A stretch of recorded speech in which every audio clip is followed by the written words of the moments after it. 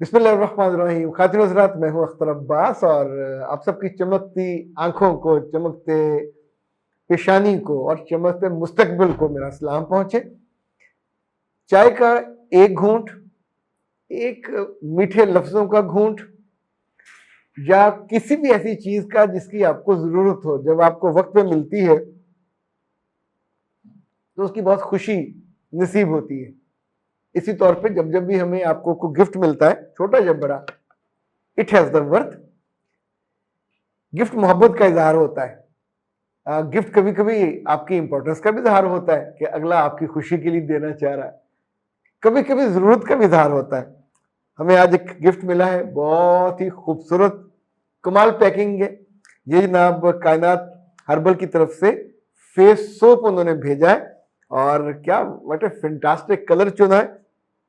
इसके अंदर से जो निकला है जनाब ये पैक, और उस पैक में उनके जो फेस वाइटनिंग सोप है, माशाल्लाह क्या भीनी भूनी खुशबू है ये उसमें से। यानी जो इस वक्त हमारा स्टूडियो ऑलमोस्ट इससे महक रहा है, यानी एक में हो तो काफी होती है। ये माशाल्लाह 6 और ये डायमंड शेप के हैं। इसमें पहले तो ये देखिए कि कितना स्टाइल से उन्होंने उसको बनाया है। उसका जो प्रिंटेड यहाँ पे लगा हुआ, कॉर्नर पे ऊपर फूल लगा हुआ है। तो इसमें 3 शेप्स के मेरे पास पहुंचे हैं। ये वाइटनिंग सोप एक डायमंड का है, एक गुची का है, तीसरा वो जिसको आप कहते हैं ना, क्या कहते हैं उसको, डोनाल्ड, उस शेप का है। और डायमंड वाला जो है ये इसमें इस बार उन्होंने जो नया आया है बैच, इसमें कॉफी प्लस शामिल की है। वाह, ये एक साबुन करीबन 1 महीना चलता है और सबसे अच्छा ये कि हैंड कैरी है। आप इसे अपने बैग में वाजी वाह। एक तो उसकी शक्ल ही डोनाल्ड इतनी खूबसूरत, सॉफ्ट, और उसका जो फ्लेवर है अमेजिंग अमेजिंग। वो प्यारे कायनात हर्बल वालों, बहुत शुक्रिया इस तोहफे का, इस खूबसूरत पैकिंग का, इस खूबसूरत प्रोडक्ट का। और अहम बात यह है कि ये हैंडमेड है। डॉक्टर नौशीन साहबा खुद अपने हाथ से इसको बनाती हैं। इसके जो इंग्रेडिएंट्स हैं वो खालस हर्ब से और उन कुदरती चीजों से, यानी इसमें हुस्न यूसुफ भी शामिल होता है, इसमें राइस का जो है फ्लोर वो शामिल होता है, इसमें ऑरेंज पील शामिल होता है, दसियों चीजें हैं जो इसके अंदर, जौ इसमें शामिल होता है। यानी वो चीजें जो आपके हुस्न को खूबसूरत बनाती हैं। हुस्न यूसुफ इटसेल्फ। अच्छा, इसमें जो फ्लेवर है, वाहिद जो चीज इसमें फ्लेवर डलता है, क्योंकि वो जैसी डिमांड हो उसके लिहाज से इन में इनका फ्लेवर अलग अलग होता है। तो आप अपने पर्सनैलिटी के एतबार से कॉफी वाला चाहते हो, टर्मेरिक चाहते हो, कॉफी प्लस चाहते हो, तो ये एक एडवांटेज है। अब जो नया इनका है बैच, ये मेरा ख्याल इसी हफ्ते खत्म हो जाएगा, तो अब अगले बैच में। अच्छा जी, अब आते हैं आपके सवालात की तरफ। आज हमने 2 सवालों को चुना है और एक खातून के 2 बच्चे हैं, एक के 3 बच्चे। वो कहती हैं कि हम आम जो अमीर लोगों की तरह अमीर नहीं है, मगर हम यानी बिलो मीडियोकर से कोशिश कर रहे हैं कि बेहतर होने की। इनमें से एक के मियाँ के पास मोटरसाइकिल है, किराए के घर में रहते हैं, एफर्ट करते हैं अपनी जिंदगी के म्यार को बेहतर करने की। वो कहती हैं कि हमने कभी जिंदगी में हराम और हलाल इस पे कॉम्प्रोमाइज नहीं किया। ये मेरी भी और उनके मियाँ की दोनों की इन सबसे मजबूती है। दूसरा, वो कहते हैं हम अल्लाह के शुक्रगुजार बंदों में से हैं। जब हमारे घर मेहमान आते हैं तो हमारी आजमाइश शुरू होती है। ये अजीब सी बात उन्होंने लिखी है। और उन्होंने कहा ये मेहमान मेरे मियाँ की बहनें होती हैं या भाई होते हैं, और अपने वो 5-5 बच्चों को साथ लेके आते हैं। अगर वो बता के आए तो भी हम मैनेज कर लें, लेकिन जब वो बताए बिना आते हैं और आके तवक्को भी करते हैं कि उनको बहुत भरपूर उनका इस्तकबाल हो, बहुत भरपूर उनका खाना हो, जैसे वो किसी दावत पे, यानी वो अपनी इंजॉयमेंट के लिए आते हैं, लेकिन उनका आना हमारे लिए सरदर्दी का बायस बन जाता है। जो अगली मजेदार बात उन्होंने कही है कि मेरे 2 बच्चे हैं, वो जाते हुए कभी कभी इनको 500-500 रुपए दे जाते हैं, और उस मौके पे मेरा मियाँ मुझे प्रेशराइज करता है कि उनके 5 बच्चों को मैं दूं, तो मुझे ये बताइए कि मैं उनके 5 बच्चों को कहां से दूं।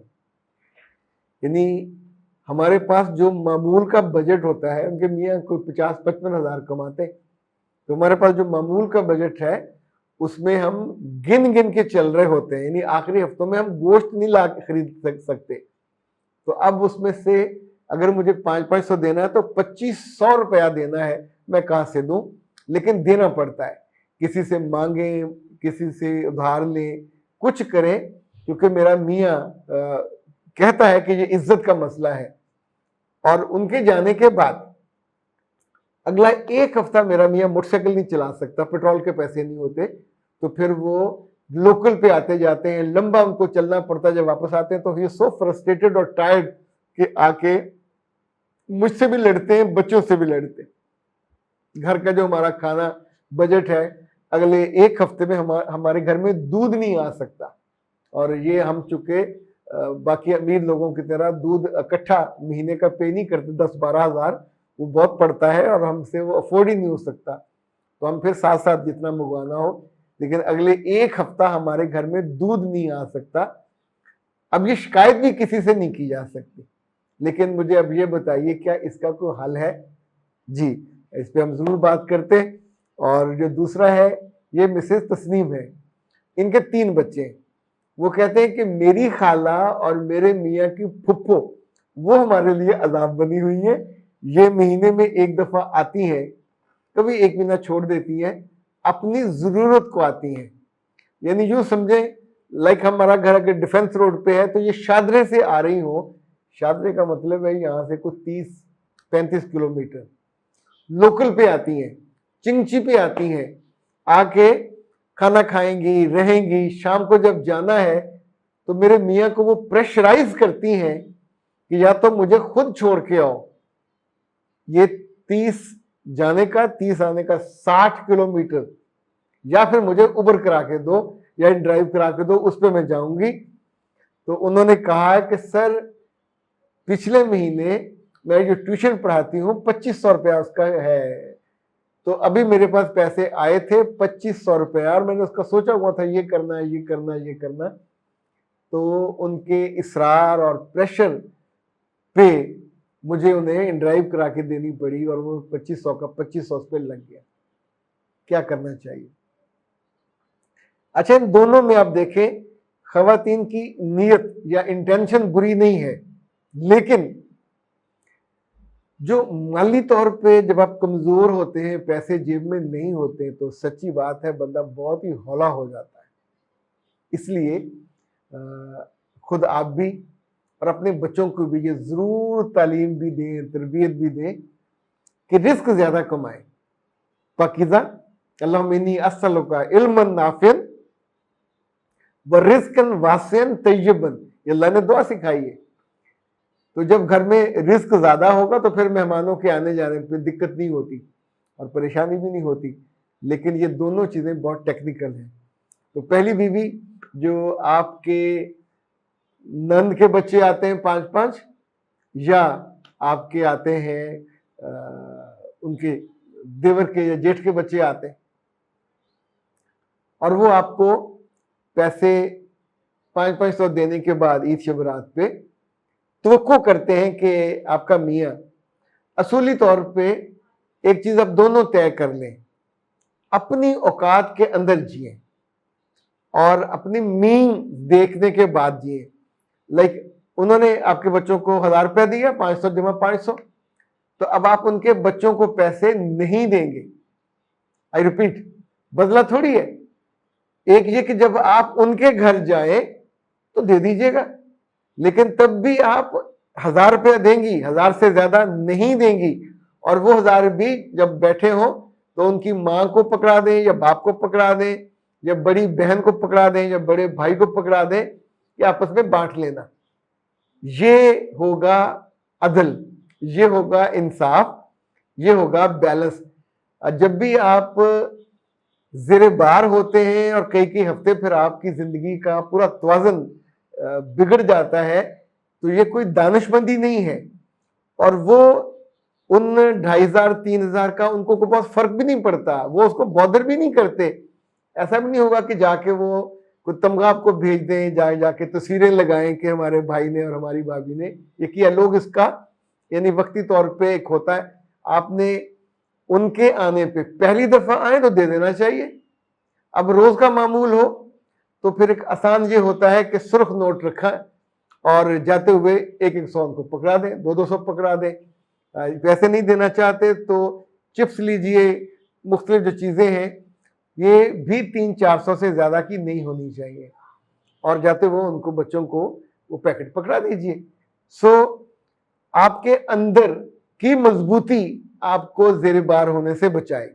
और कभी अपनी मेजबानी पे शर्मसार नहीं होना, कभी डिफेंसिव नहीं होना, हाय ये भी हो सकता था, ये अगर वो बता के आते, कभी कभी आते, जैसे कभी कभी का मेहमान होता बंदा कर लेता है।